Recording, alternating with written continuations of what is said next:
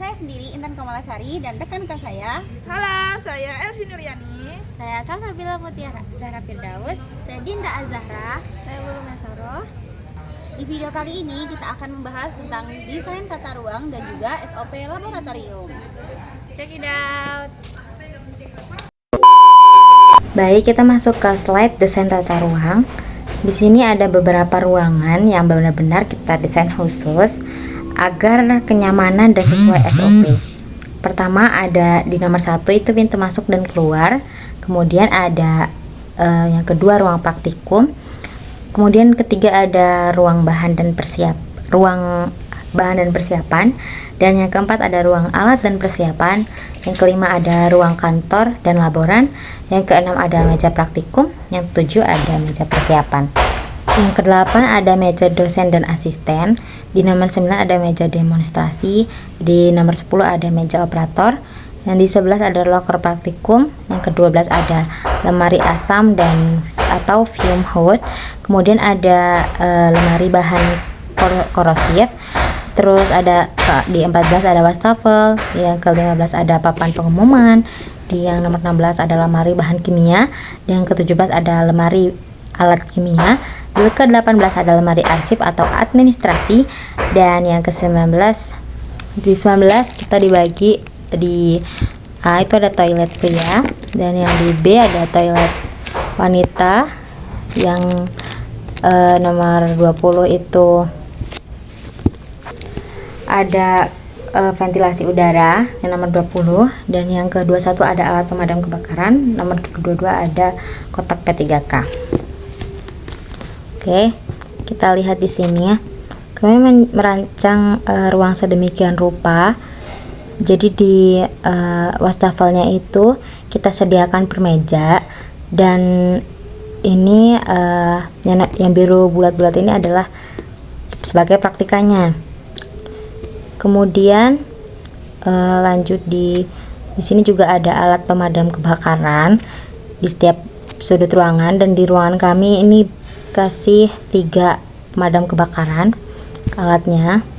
Kemudian toilet pria wanitanya memang kurang besar.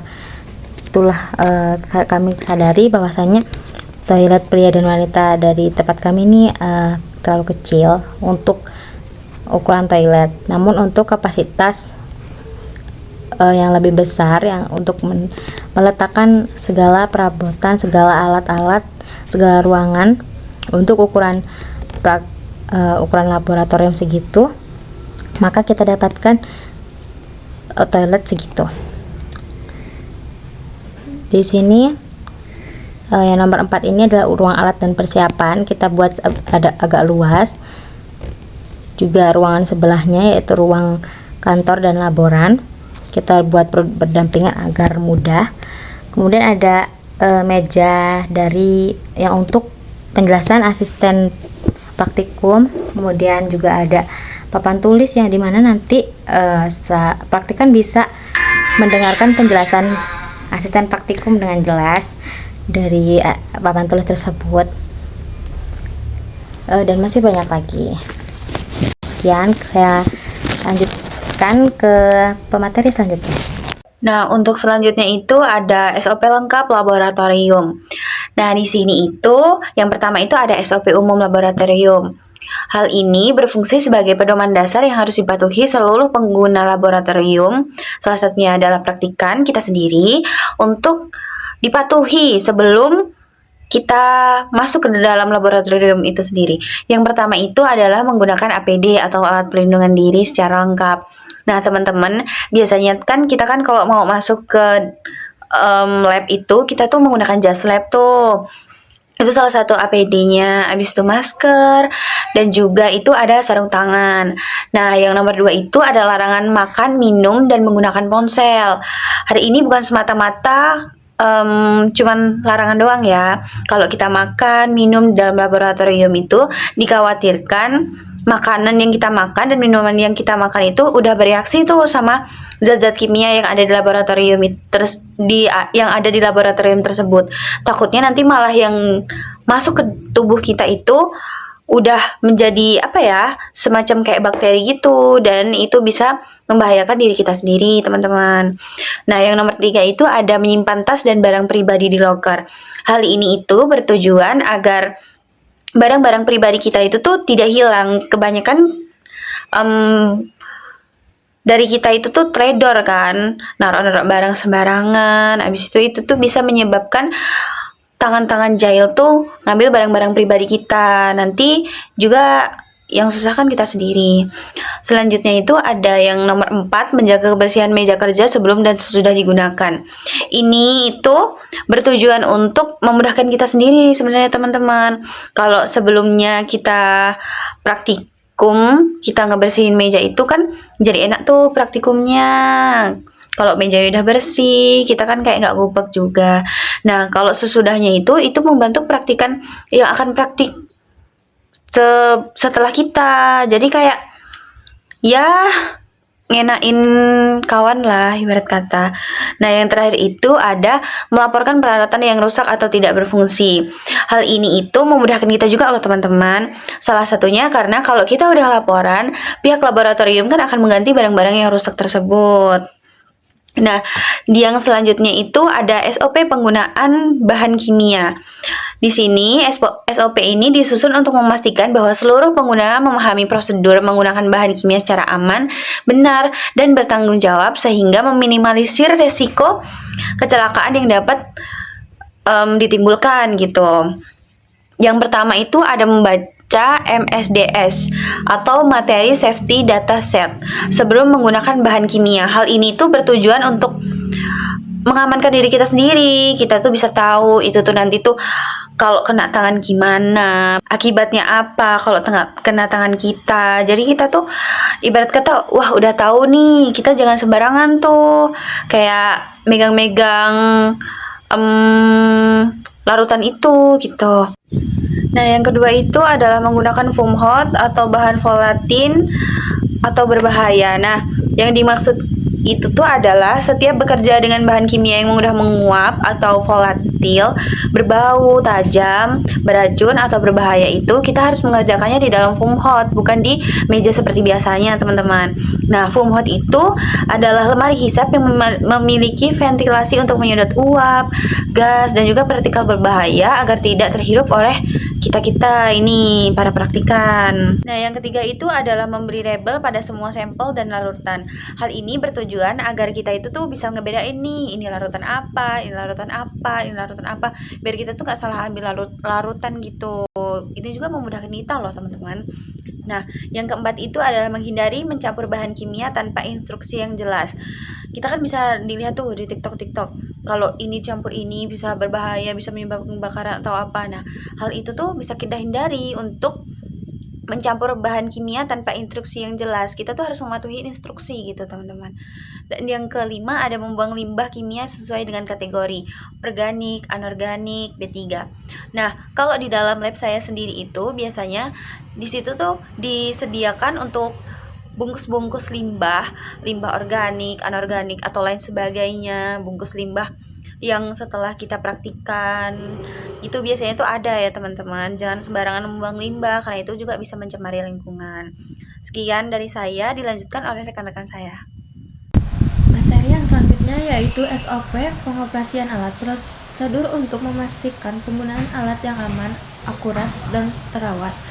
Yaitu pemeriksaan awal, pastikan kabel dan stop kontak aman, tidak terkelupas atau kelebihan beban. Listrik sebelum menyalakan alat.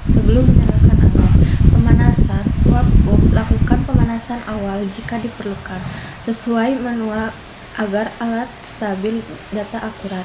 Pencatatan, catat setiap penggunaan alat, waktu, nama, kondisi. Dalam workbook untuk pelacakan dan pemeliharaan kebersihan, bersihkan alat segera setelah digunakan dari sisa bahan kimia atau kotoran untuk menjaga ketahanan dan keakuratan hasil. Penyimpanan, matikan alat sesuai prosedur, misalnya shutdown, pendinginan, dan kembalikan ke tempat penyimpanan khusus. Yang kedua yaitu SOP kesehatan dan keselamatan kerja atau K3. Prosedur pencegahan dan penanganan risiko darurat. Orientasi keselamatan itu wajib mengetahui lokasi ESWA, Safe Furnace Shower, P3K, dan jalur evakuasi untuk reaksi cepat saat darurat. Bahan kimia, gunakan spill kit yang sesuai dengan jenis bahan kimia dan APD lengkap untuk menahan dan membersihkan tumpahan. Penanganan luka itu segera ke kotak P3K untuk luka ringan. Laporkan luka serius atau paparan bahan kimia kepada petugas medis dan supervisor. Kebakaran, jika terjadi kebakaran, kecuali kecil, gunakan APAR. Jika besar, jika terjadi kebakaran kecil, gunakan APAR yang sesuai. Jika besar, segera aktifkan alarm, matikan sumber listrik atau gas jika aman, dan evakuasi tertib ke titik kumpul. Materi selanjutnya yaitu SOP keadaan darurat. Situasi darurat dalam laboratorium bisa kapan saja terjadi, terutama yang berhubungan dengan bahan kimia berbahaya. Oleh karena itu, pengguna laboratorium wajib memahami prosedur keadaan darurat untuk meminimalkan resiko cedera, kehilangan fasilitas, dan kerusakan lingkungan. SOP ini memuat langkah-langkah penanganan yang cepat dalam beberapa kondisi yang paling umum terjadi di laboratorium. Contoh yang pertama yaitu tumpahan bahan kimia. Maka langkah-langkah penanganannya, gunakan spill kit sesuai jenis bahan kimia, ventilasi ruangan, lalu isolasi area tumpahan, dan laporkan kepada supervisor atau penanggung jawab lab. Contoh yang kedua yaitu kebakaran. Maka langkah-langkah penanganannya, gunakan APAR, aktifkan alarm darurat, matikan sumber listrik dan gas, lalu evakuasi melalui pintu darurat dan hubungi pemadam kebakaran atau pihak kampus. Contoh yang terakhir yaitu paparan bahan kimia ke tubuh.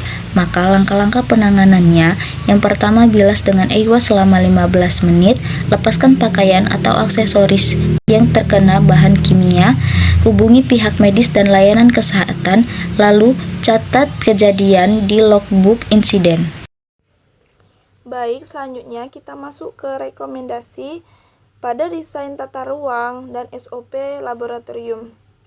Di sini kita mempunyai 6 rekomendasi pada desain tata ruang dan SOP laboratorium.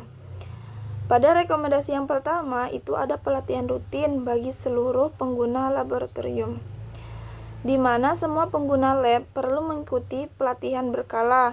Tujuannya agar memahami prosedur kerja aman, penggunaan alat, serta penanganan keadaan darurat.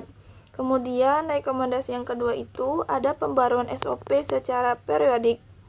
Jadi standar operasional prosedur harus diperbarui secara berkala, yaitu agar selalu sesuai dengan perkembangan teknologi, peralatan baru, dan regulasi keselamatan terbaru. Kemudian yang ketiga itu ada pemasangan poster dan penanda keselamatan. Jadi poster simbol bahaya dan petunjuk keselamatan dipasang di area strategis untuk mengingatkan pengguna tentang potensi risiko dan prosedur yang benar. Kemudian yang keempat ada pengawasan dan audit internal.